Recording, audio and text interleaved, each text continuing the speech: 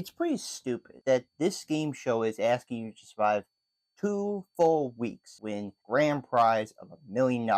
Okay, us human beings can barely survive a week. The fact that they are asking human beings to go even further is just already crazy enough as it is. I would honestly like to see Killian try to survive 2 weeks, like how most people on this game show goes. Because I tell you, within day 7, this man would have been like, am I over? Is it done? Oh no, my friend, it is not. You better keep on running and keep on trying to survive all those enemies because you're not done until I say you're done. You better keep on going, no matter what. Us human beings truly find the enjoyment in torturing ourselves and just seeing how the human body can just withstand all of this misery and death around us. But I guess it's for entertainment purposes. So eventually we'll get to this point.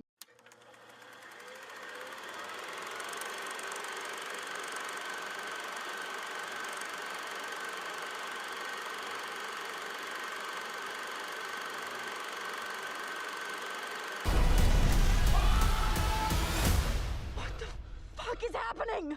Welcome to the Running Man.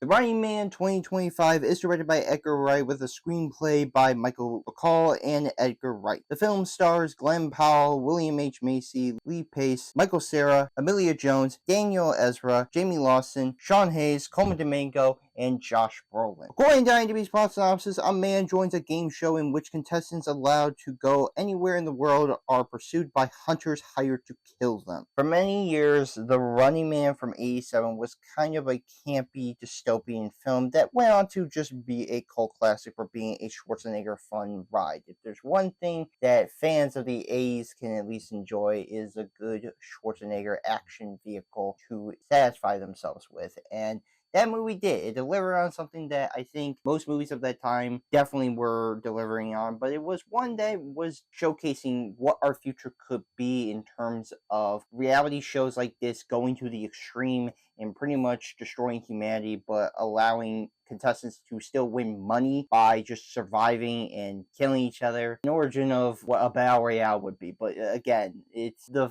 funny way in which our society has gone down this way and how times have changed to where you look at this and you say to yourself, yeah, that could happen. Unfortunately can, and at some point could happen, but who knows. This led to British filmmaker Edgar Wright, who is best known for the Three Flavor Cornell trilogy, which includes Shaun of the Dead, Hot Fuzz, and The World's End. Scott Pilgrim vs. the World, which is considered to be his most underrated movie that a lot of people would say. Baby Driver, and of course, The Last Night in Soho, which came out a few years ago that I really enjoyed and found myself appreciating. Wanted to take a crack at remaking the Stephen King novel of the same name. He wants to see if he could take a crack at it, but this time actually pull from the source material, because unlike the Schwarzenegger movie, which, yeah, I mean, it is based off of the book, but it is not beat for beat or very much one-to-one with what the book was. I was just hoping to get another Edgar Wright throw right that I can at least enjoy, have myself a good time. If anybody knows Edgar Wright, you know that this man can deliver on very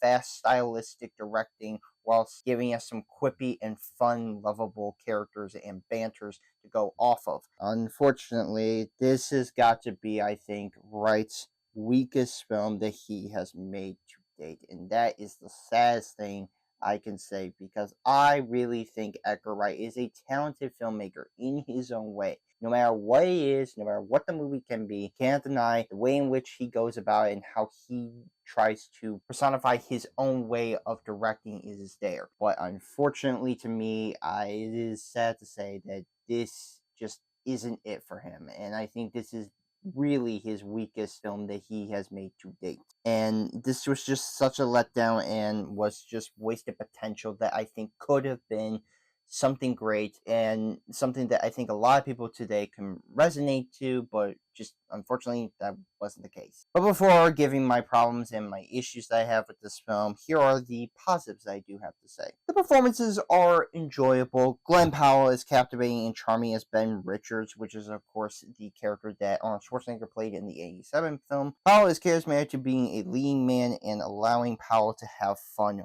with it. If there is something I can say, is that Glen Powell, he looks like he is having the time of his life. He looks like he is giving everything he can into this role, playing a guy who very much wants to stick it up to corporations and to be there for the everyday people. I think that is something to resonate with. And I think Glen Powell, although I can say my problem with Ben Richards in this movie is that I think he can be very much all about the anger and the anger only. I think his charm and likability in who Glen Powell is able to overcome that sort of one note feeling to being somebody who actually does care about people and is willing to do what he can to help others. And to me, I think Powell is showing how much he can lead a movie with his charisma and his likability, his charm factor, and his look appeal. I think he does fit the bill with regards to having a lean man like him. Michael Cera, who of course worked with Edgar Wright on Scott Pilgrim vs. the World, is delightful and fun as Elton Pericus. Cera offers awkward but funny moments when he appears, and that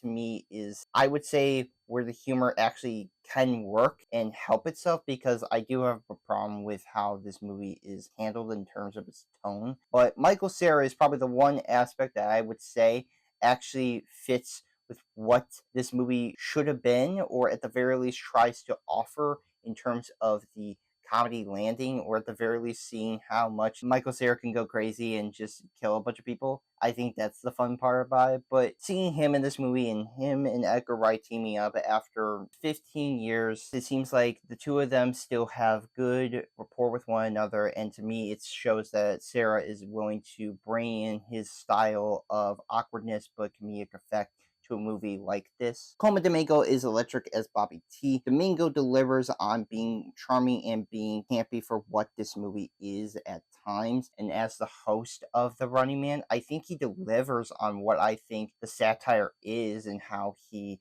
goes about balancing, trying to be sincere, and also trying to play into what the audiences want. I think, to me, Colman Domingo is one of those actors that just knows how to do well with what he is given and how he is able to balance and just teeter-totter on what audiences would come to expect from a character like this. And I think he does, for the most part, successfully in being able to pretty much play a host that is very much indulging in what this show is supposed to be. The action is exciting. Anytime Richards evades and fights makes for thrilling sequences, keeping things entertaining as it goes on. The crazy stuff that happens in this movie is kind of fun and really ridiculous, but you just can't help but be excited seeing Ben Richards just avoiding all these hunters and just trying his best to get out of situations. And it just makes for some really thrilling parts, especially one in a hotel. I thought that was really captivating and really thrilling to see, especially how the camera movement works in this movie. Yeah, the action sequences themselves, I think, were fun. There was even a fun plane sequence that involves them going up and down in the air.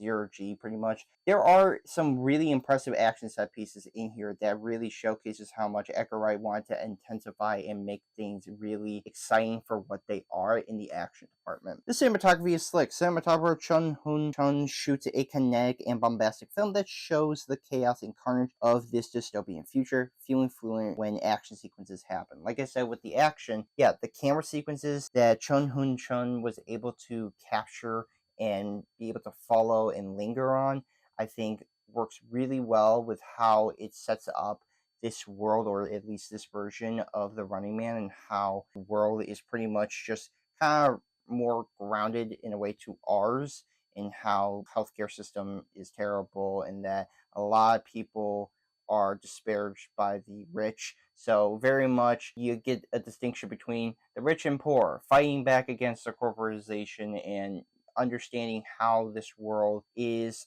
thriving and getting off on this game show and how it is able to manipulate people. And how it is showcased is very well shot. It is very much able to keep things going and consistent with how it follows Ben in his adventure as he goes on to try to survive for the 2 weeks that he can. The music is effective. Composer Stephen Price crafts a loud but enjoyable score that understands the vibes it goes for, letting it heighten the tension as it happens. Parts in this movie where the sequences are meant to be heightened, Stephen Price is able to do that, where a movie that requires sequences to be elevated by its score and how it builds up the tension. He does that in a way where it's able to help out the film in those action sequences to keep it as engaging as it can.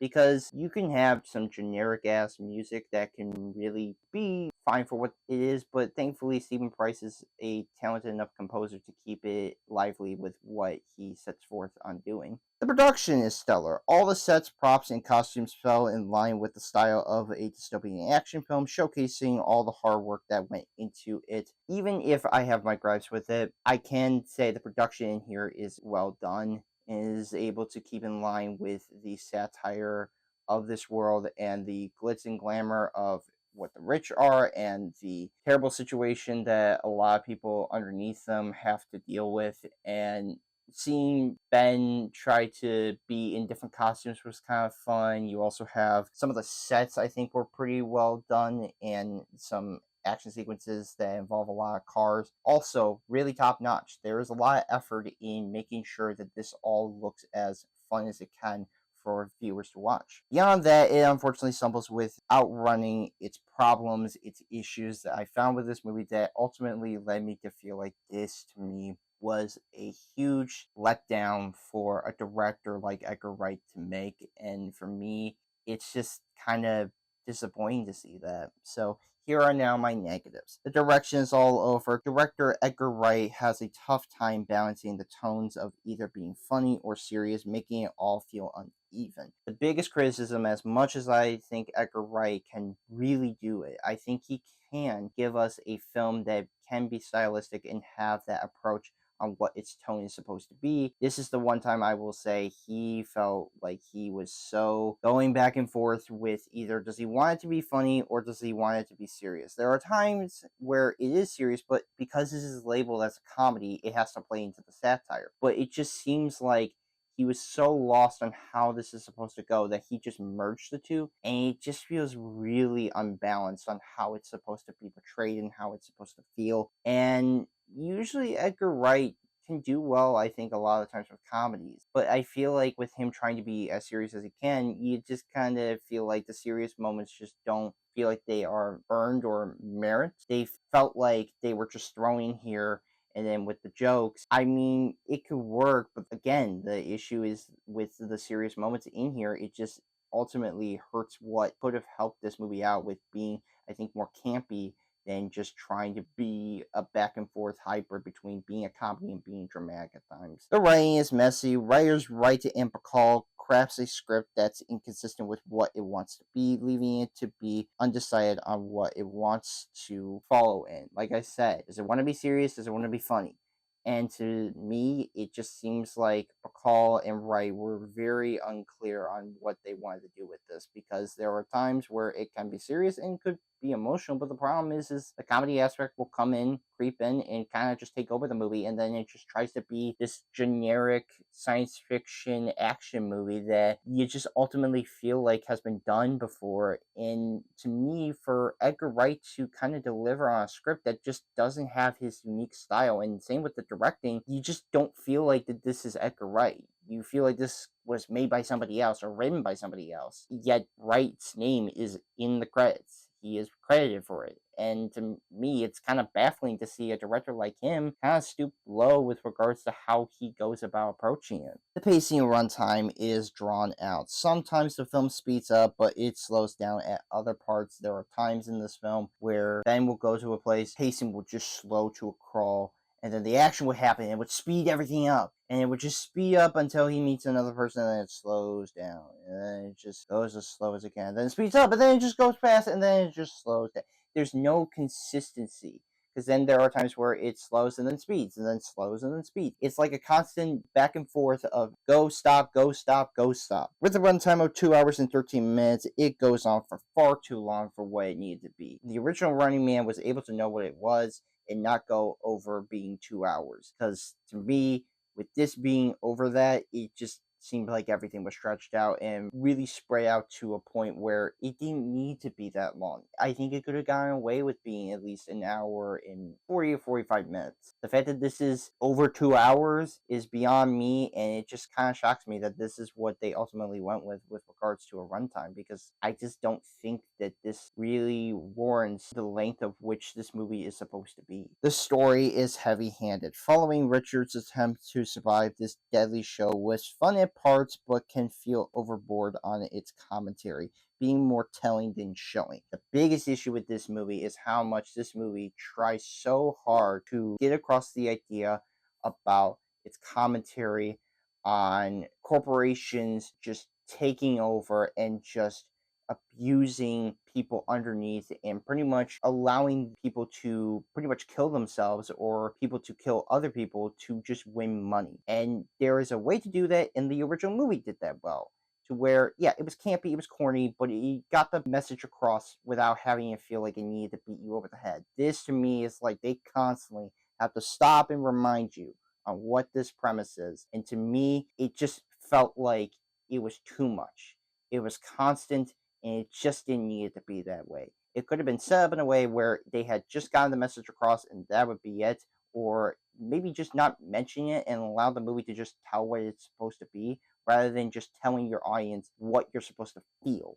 A movie is supposed to just show you what you're supposed to see and feel, not tell you how you're supposed to feel.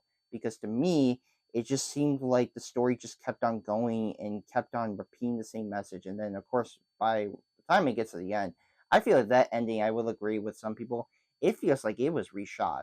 It almost felt like they wanted to be a happy ending rather than being a dour ending, because to me, I think it would have been better if they had gone for a dour ending than trying to be uplifting and happy in that way. The villain is boring. While I like Josh Brolin, I do. I think he is a terrific actor. I think he is an actor that really brings something to a movie, especially a villain role. He can do that. He lacks the screen time and presence to being charming. Unlike Dawson's Killian, where his was very scene chewing, he was somebody who was allowing to put himself out there for the world and for people to know how he is and how he presents himself versus how he is behind the scenes. This one just doesn't steal the show in any way. This feels almost like a more laid back or very much out there regular villain than a corporate type who puts on a face. That's the whole charm. That's what makes Richard Dawson's portrayal of Killian so well, is that he was able to go out there, even if we know he's a scumbag, he's putting on this show. He's putting on a front.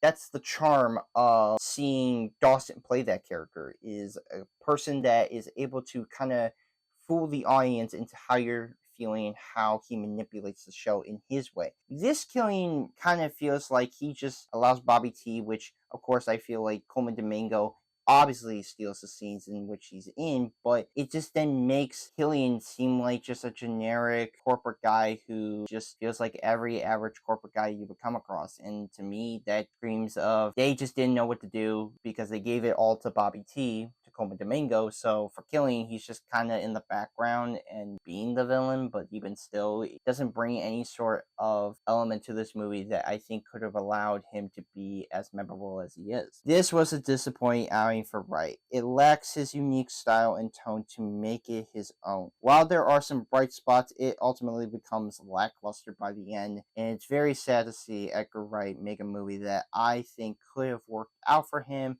and a movie he even campaigned himself on Twitter saying he would love to direct this, and ultimately what we get is kind of a generic science fiction action comedy movie that honestly anybody could have made. And that's sad to say, because I think Edgar Wright is a talented filmmaker, don't get me wrong, but with this just shows that either he just made the wrong decisions, or I feel like Paramount got involved so heavily with this project that they allowed so many things to be thrown into this movie and Edgar Wright just feels like everything was buried underneath him in terms of the ideas he wanted to do or how he wanted it to be conveyed through his style. It just seemed like everything that was there for this movie to succeed ultimately fell flat on its face and just really died out there. I'm going to give The Running Man 2025 a 5 out of 10. It's fine for what it is, it's average as it is, and it's enjoyable if you want to watch it, but I mean, I honestly would recommend the original version. I understand that so many people would say this is an improvement over the original, and I would say, I